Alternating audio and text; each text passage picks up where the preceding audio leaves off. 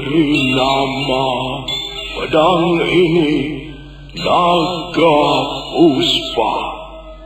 Selamatkan dia. Jangan sampai jatuh ke tangan pendekar berwatak jahat.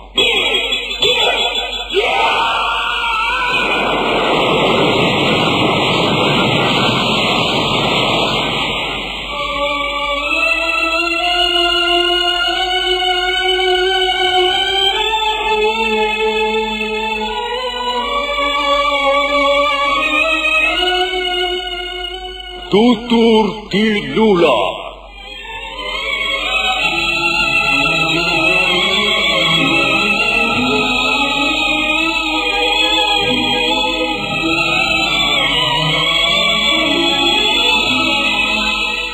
Sebuah sandiwara radio serial, produksi Sanggar Cerita dan Teater Sanggar Prativi. Sebuah kisah dengan latar belakang sejarah runtuhnya Singasari dan berdirinya Kerajaan Majapahit.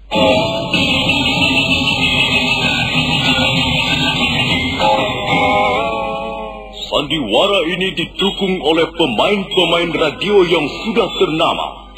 Ferry Fadli, Ivone Rose, dan Eli Hermawati.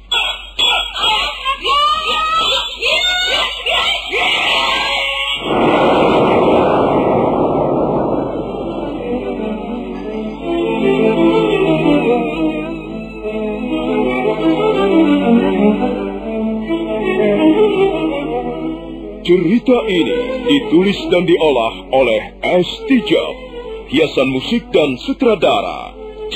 Ispriyonoka. Kali ini mengetengahkan episode ke-11 dengan judul Mutiara Ilmu di Atas Batu.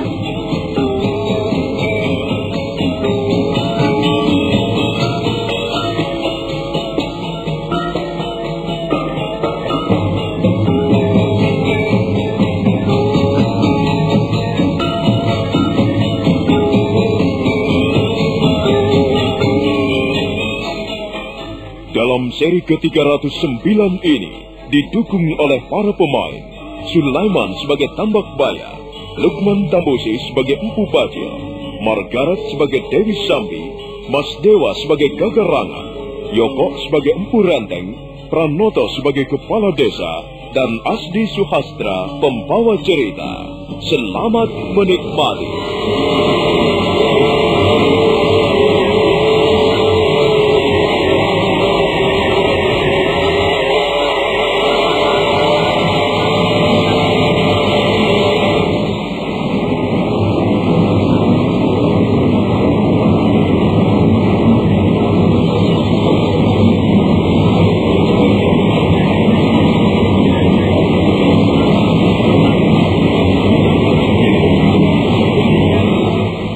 Bajil memutar-mutar tongkat pencabut rohnya sambil mundur beberapa langkah.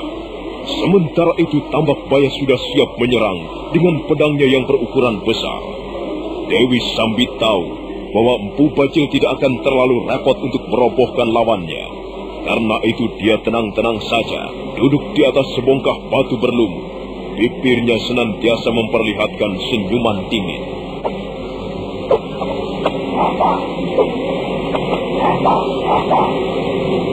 Ayo, jangan mengaku-ngaku mempunyai nama besar. Coba, aku ingin tahu, apakah benda yang berada di dalam genggaman itu benar-benar tongkat pencabut roh? Jangan banyak berharap, Tambak Baya. Majulah. Ya.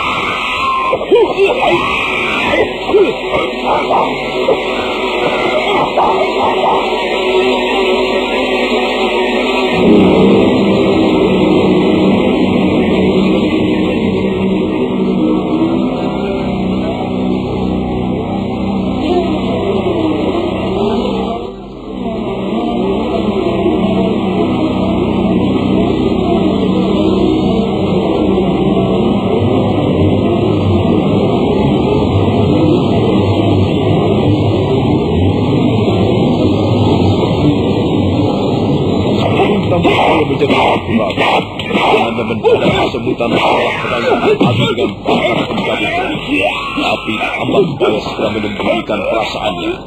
Dan selanjutnya dengan sigap, Tambak Baya melompat kembali menyerang Empu Bajil.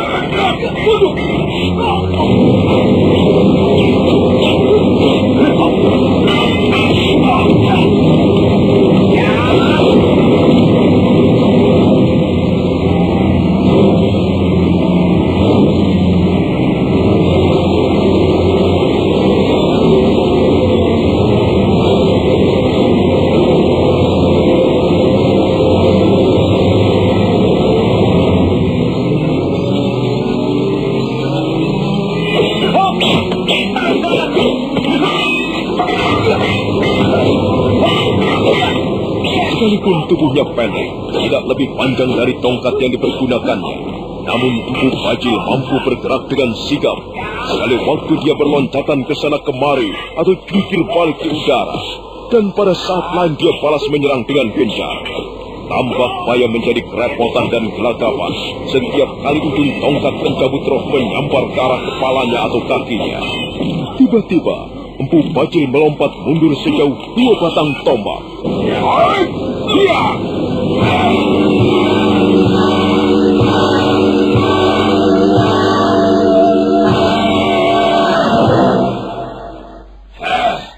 Mengapa kau berhenti menyerang? Ayo kita teruskan lagi pertarungan ini. Kau harus dapat membuktikan bahwa benda yang kau pegang itu adalah benar-benar tongkat pencabut roh. Aku tidak sudi melayanimu terlalu lama, Tambak Baya. Aku akan segera membuka matamu lebar-lebar. Sambi, tongkatku.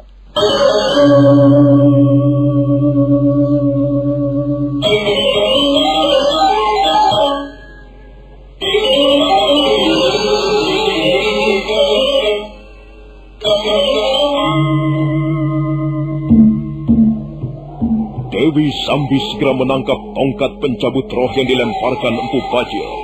Tambak Baya tidak tahu apa yang akan dilakukan Empu Bajil selanjutnya. Karena itu dia hanya diam menunggu. Pada saat itulah Empu Bajil menggerak-gerakkan 2 buah lengannya naik turun. Kemudian kakinya digeser-geserkan ke tanah.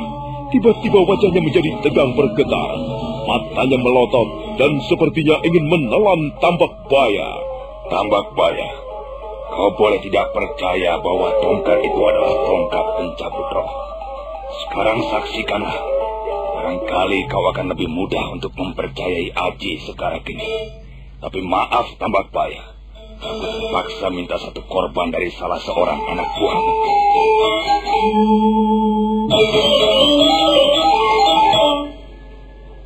Ada kurang lebih 12 orang anak buah Tambak Baya berdiri paling depan, hanya beberapa langkah dari Empu Bajil. Salah seorang di antaranya yang berdiri paling ujung sama sekali tidak tahu bahaya maut mengancam jiwanya. Sementara itu Empu Bajil masih menggosok-gosokkan kakinya ke tanah sehingga debu mengepul ke udara. Dan saat berikutnya, secepat kilat Empu Bajil melompat. Kedua belah tangannya bersilangan ke sana kemari. Nah, lihat Tambak Baya. Aji segala ini.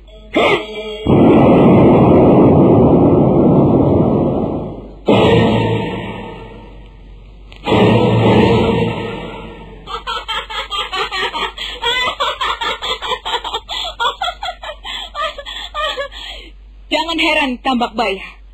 Itulah Aji Segala Geni. Semua pendekar tahu siapa pemilik Aji Segala Geni. Sekarang terserah. Biarkan saja Kakang Bajil. Apakah mereka mau percaya atau tidak? Lihat, Kakang Tambak Baya. Tubuh orang ini hangus. Pakaiannya sampai ikut terbakar. Lihat, Kakang. Mulai dari leher sampai ke bagian perutnya kosong. Bagaimana, Tambak Baya? Kau masih juga belum percaya? Baiklah. Aku mengaku kalah, Empu Bajil. Sekarang lakukanlah apa yang akan kau lakukan terhadap kami. Kami menyerah. Begitu lebih baik, Tambak Baya. Dan lagi aku tidak akan berbuat yang aneh-aneh. Aku hanya ingin menagih janjimu. Mulai hari ini, Kau dan semua anak buahmu harus tunduk kepadaku. Kalian semua harus tunduk kepada keinginan Mpu Bajil. Hai, dengarlah! Dengar semua! Mulai sekarang, kalian semuanya harus tunduk pada kemauan Kakang Bajil. Barang siapa tidak mau tunduk dan mencoba membangkang, maka nasibnya akan serupa dengan orang itu.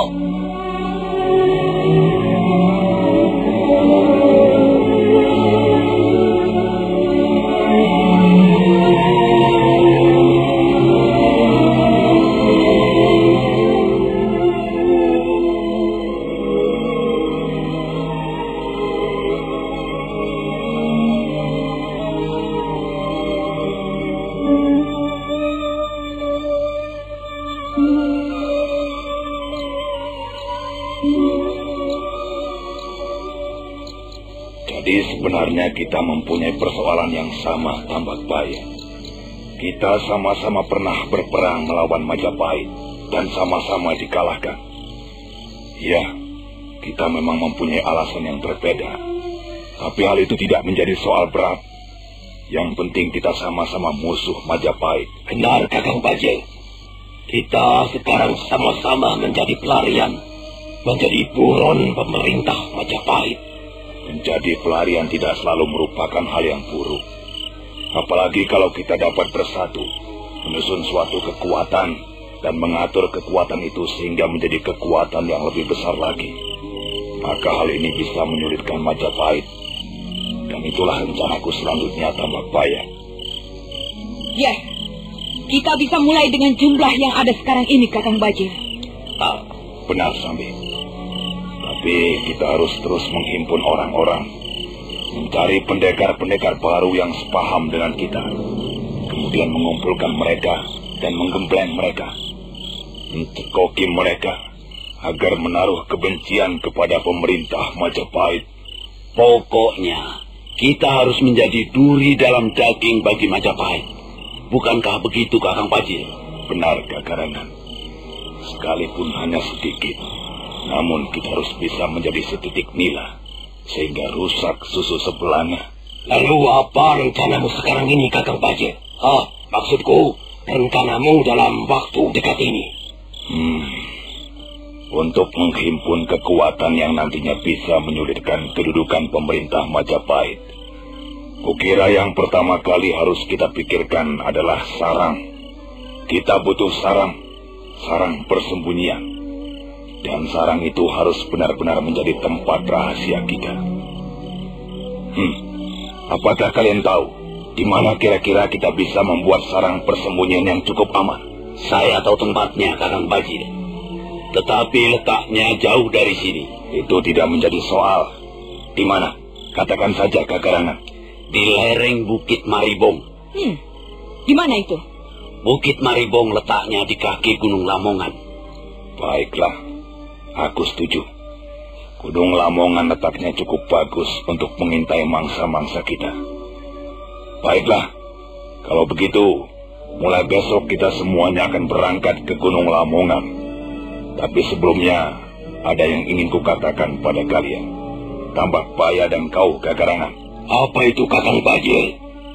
Semula kami adalah pendekar 3 serangkai. Sekarang kami tinggal berdua. Sahabat kami yang terdekat, Mpu Renteng, entah di mana sekarang berada. Kami berpisah semenjak menderita kekalahan di perbatasan kota Kediri. Sahabat kami itu melarikan diri dalam keadaan terluka parah. Kalau saja dia bisa kita temukan, dan kita usahakan mengobati luka-lukanya, maka kekuatan kita akan bertambah lebih besar. Semua orang tahu siapa Mpu Renteng. Apakah sampai sekarang belum ada kabar beritanya, Kakang Bajil? Ya, kami sudah mencari ke sana kemari, tapi masih belum berhasil juga. Karena itu, Tambak Baya, ya, kerahkanlah beberapa orang anak buahmu untuk mencari Adi Renteng. Dan mulai besok, mereka sudah harus melacak jejaknya. Baik, Kakang Bajil. Aku akan memilih orang-orangku yang terbaik untuk mencari Mpu Renteng.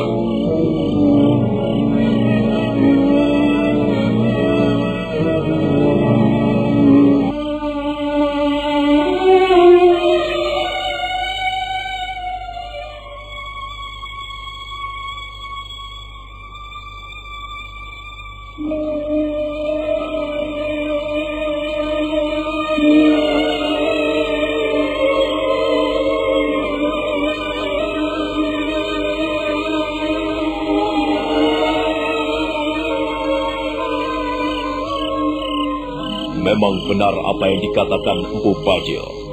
Semenjak kekalahannya di perbatasan kota Kediri, mereka lalu berpisah dengan Empu Renteng. Empu Renteng dalam keadaan terluka akibat tusukan keris Megalamat milik Ranggalawe, berusaha menyelamatkan dirinya.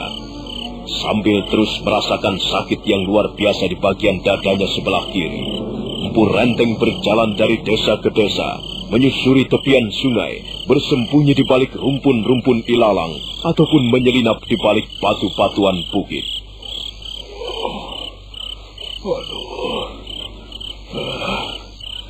Kemana lagi aku harus menyembunyikan diri? Aku tidak bisa terus-menerus berjalan dalam keadaan luka seperti ini. Aduh, sakitnya bukan main. Sungguh dahsyat kekuatan keris Megalamat. Sakitnya luar biasa. Panas, pedih dan ngilu.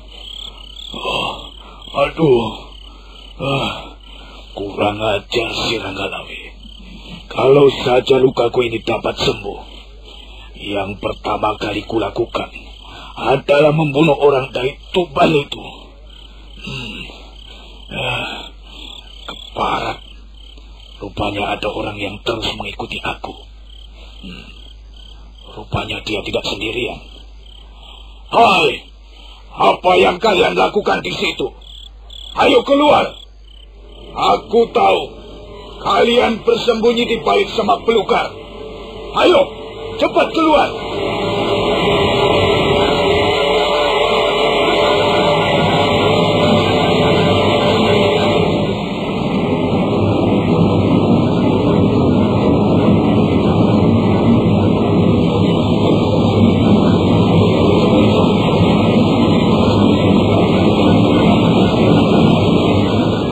Mendadak, dari balik rumpunan semak belukar, muncul kepala-kepala manusia.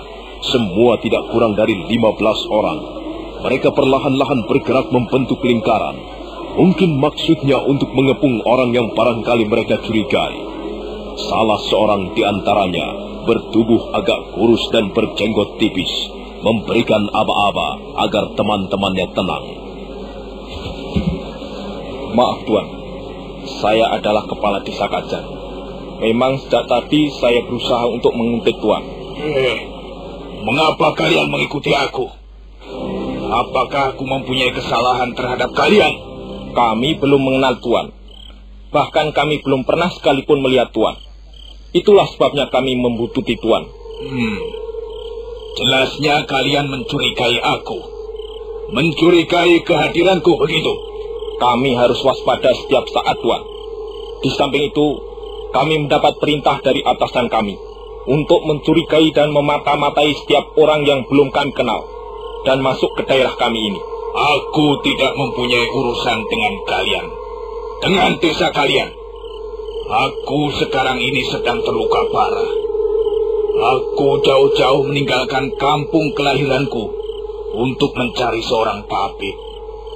Aku hanya sekedar mampir di desa kalian dan tidak mempunyai maksud apa-apa. Aku hanya melepaskan lelah di tempat ini. Tuan agaknya seorang yang perlu mendapatkan pertolongan. Kalau begitu, mari singgah di rumah kami. Tuan akan memperoleh seorang tabib, tempat untuk menginap, bahkan kami dengan senang hati menyediakan makanan ala kadarnya. Tapi dengan catatan, Tuan mau mengadakan tanya jawab sebentar dengan kami. Tanya jawab apa? Sudahlah, biarkan aku pergi.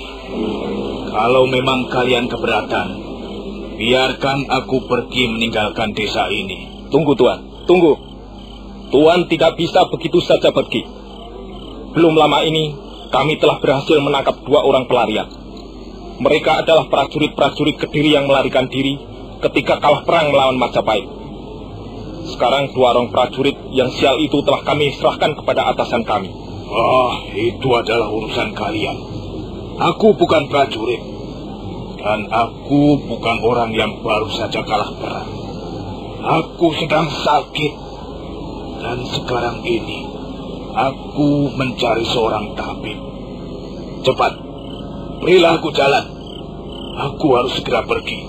Kalau begitu, kami terpaksa berbuat sedikit kurang sopan terhadap Tuan. Ayo anak-anak, tangkap orang ini. Tangkap dan bawa ke balai desa. Mengajar, sekalipun dalam keadaan sakit. Jangan kalian kira bahwa aku tidak berani melawan. Hai, ya.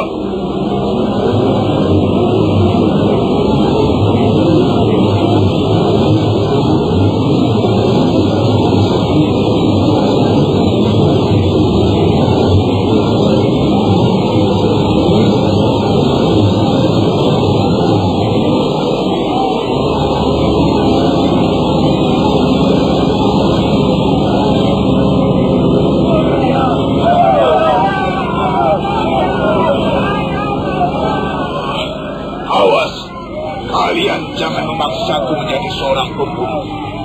Kalau kalian masih berusaha menangkap aku, ya, itu bukan salahku. Salah kalian sendiri. Ayo anak-anak, mengapa kalian berhenti? Ayo cabut senjata kalian. Nampaknya tamu kita kali ini senang diperlakukan kasar. Ayo, tangkap dia. Kalau melawan, bunuh saja.